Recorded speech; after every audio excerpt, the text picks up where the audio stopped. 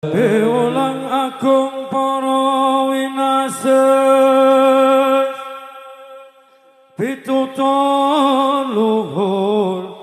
pakemeng tanah Jawa kang migunani tumrap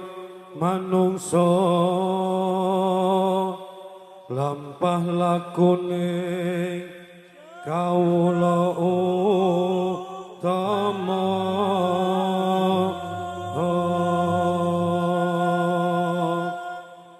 ana caraka data sawala padha jayanya maka petanga ngata bagama nyaya jadapa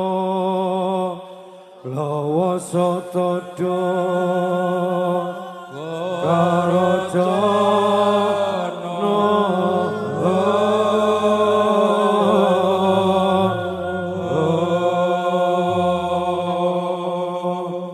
ana caraka data sawala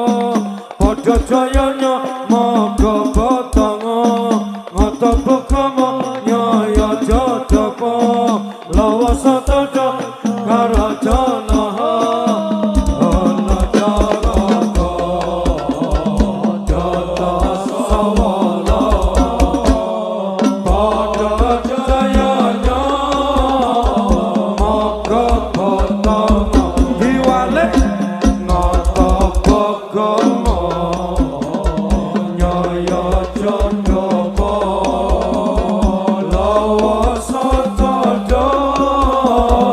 karajana ya Rasulullah ana caraka kuwi sing yasa jenenge Adi Saka kuwi dudu golongane Hindu Buddha tapi Adi Saka niku Islam wong jamane Adi Saka durung ana syariat salat 5 waktu karena Adi Saka laire